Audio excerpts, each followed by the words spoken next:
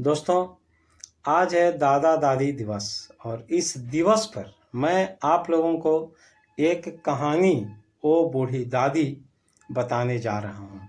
उसके पहले मैं आपसे एक गुजारिश करने जा रहा हूँ कि जिन किन्हीं को भी अपने दादी से मिलने का सौभाग्य प्राप्त हुआ होगा, वे कृपया इस कहानी को अंत तक सुनेंगे और सुनने के बाद आप अपनी दादी के बारे में क्या कुछ फील करते हैं, क्या कुछ आप महसूस करते हैं, आपने अपनी दादी से क्या कुछ पाया, उसको निश्चित रूप से कमेंट बॉक्स में लिख करके भेजने का कोशिश करिएगा।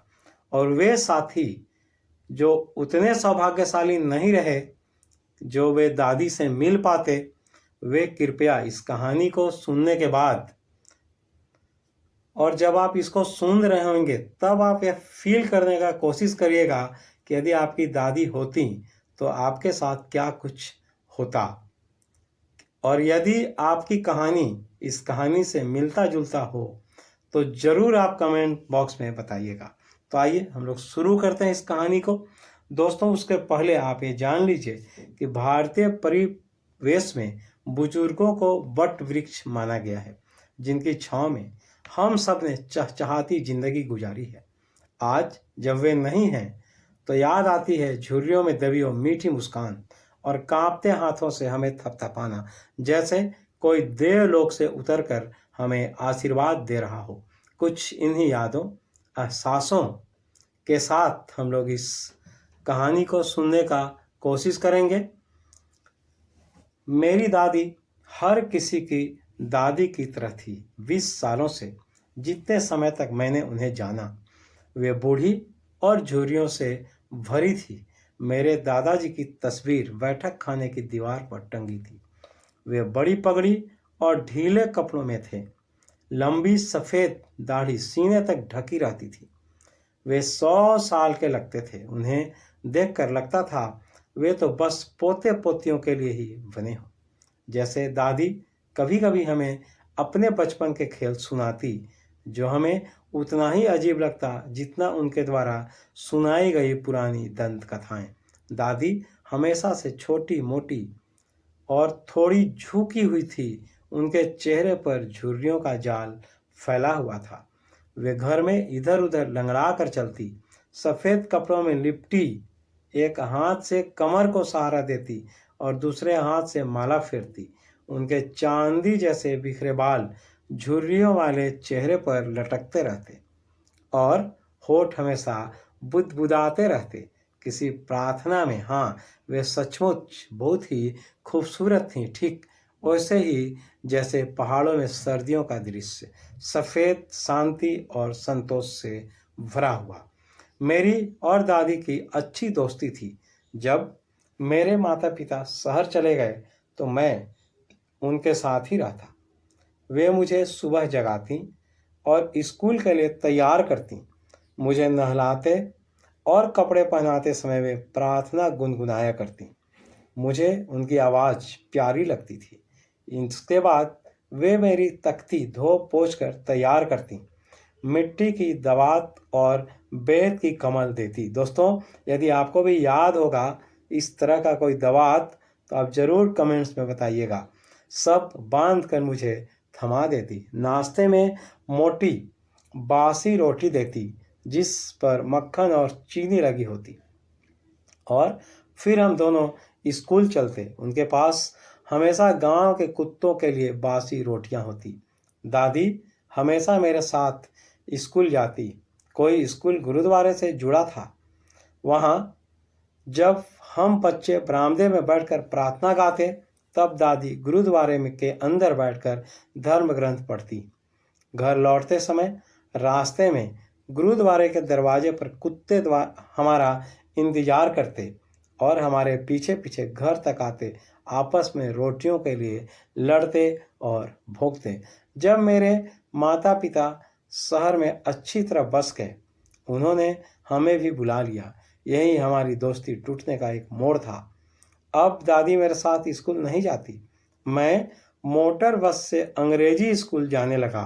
वहाँ सड़क पर कुत्ते नहीं थे। अब दादी शहर वाले घर के आंगन में बैठकर गौरैयों को दाना खिलाने लगी। साल बीतते गए और हम दोनों एक दूसरे से कम मिलने लगे। कुछ समय तक वे मुझे अब भी जगाती और तैयार करती। जब मैं लौट कर आता तो पूछती, आज मास्टर जी ने क्या पढ़ाया? मैं अंग्रेजी के कुछ शब्द उन्हें बताता और विज्ञान के छोटे छोटे सिद्धांत सुनाता, जैसे आर्किमिडीज का सिद्धांत, धरती गोल है, गुरुत्वाकर्षण का नियम इत्यादि। यह सुनकर दादी माँ उदास हो जाया करती। शायद उन्हें दुख था कि स्कूल में धर्म ग्रंथ की कोई शिक्षा नहीं दी जाती। एक दिन मैंने बताया कि हमें संगीत भी सिखाया जा रहा है। तब जैसे ही वो सुनी, काफ़ी बेचैन हो गए, क्योंकि उनके नज़रों में संगीत सभ्य लोगों के लिए नहीं था। उसके बाद वे मुझसे बहुत कम ही बात करती थीं। फिर जब मैं विश्वविद्यालय चला गया तो मुझे अलग कमरा मिल गया। दोस्ती की आखिरी कड़ी भी टूट गई। दादी ने अकेलेपन को शांति से स्वीकार कर लिया। वे शायद ही चरखे से उठती, सुबह से शाम तक चरखा काटती थी और प्रार्थना करती। बस दोपहर में थोड़ी देर आराम करती और गौरैयों को खिलाती। जैसे ही वे रोटियों के टुकड़े करती, सैकड़ों गौरैयाँ आंगन में उतर आती। कोई उनके पैरों पर, कोई कंधों पर, तो कोई सिर पर बैठ जाती। वे मुस्कुराती पर कभी उन्हें भगाती नहीं। यह उनके दिन पर का सबसे सुखद समय होता। जब मैंने विदेश जाकर पढ़ाई करने का निश्चय किया तो मुझे लगा दादी दुखी होंगी। 5 साल मैं दूर रहूँगा उनसे, और उनकी उम्र में 5 साल बहुत मायने रखते थे। वे मुझे स्टेशन तक छोड़ने आई। उनके होठ प्रार्थना में हिलते रहे, उंगलियां माला फेरती रहीं। चुपचाप उन्होंने मेरे माथे को चूमा और मैंने इस प्यारे से चुम्बन को आखिरी विदाई समझ लिया। दोस्तों, यहाँ पर मैं आप लोगों को बता दूं कि यह जो लघु कथा है, यह लिया गया है मशहूर लेखक खुशवंत सिंह के आत्मकथात्मक लघु कथा the portrait of a lady से इसको लिया गया है। काफ़ी रोचक है और निश्चित रूप से आपको यह फील होगा कि आपसे आप ही की दादी की बात आपको बताई जा रही है। जब मैं लौटा 5 साल के बाद तो स्टेशन पर वे मुझे मिली, बिल्कुल वैसे ही जैसे वो मुझे छोड़ते वक्त थीं। मेरे गले लगते समय भी उनके होठ प्रार्थना में बुदबुदा रहे थे। उसी दिन भी उनकी सबसे बड़ी खुशी गौरैया को खिलाने में थी। लेकिन उस शाम कुछ अलग हुआ।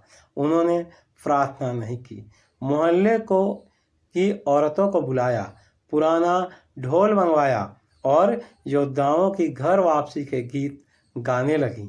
घंटों गाती रहीं। हमें उन्हें रोकना पड़ा कि कहीं वे थक कर बीमार न पड़ जाएं।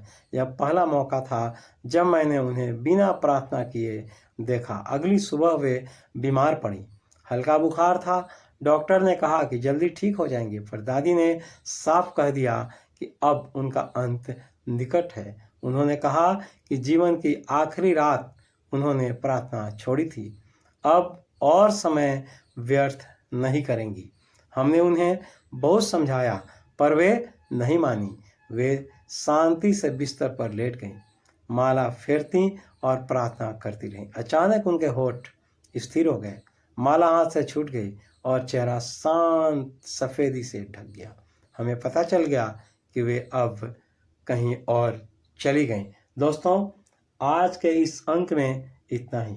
फिर हम लोग इसी तरह के कहानियों का भी एक सीरीज लेकर के आने वाले हैं। यदा कदा आपको इस तरह का भी कहानी मिलता रहेगा जो आपको निश्चित रूप से काफ़ी रोमांचित कर देगा और अपने पुराने यादों की ओर ले जाएगा और आपको ऐसा लगेगा कि यह बिल्कुल आपसे मिलता जुलता है। तो आप बने रहिएगा चैनल में, और जो लोग नए हैं कृपया चैनल को सब्सक्राइब कर लीजिएगा, बेल बटन निश्चित रूप से दबा लीजिएगा, ताकि आपको शिक्षा जगत का न्यूज़ के साथ साथ ये सब कुछ भी आपको सुनने सीखने को मिलता रहे। जय हिंद, जय भारत।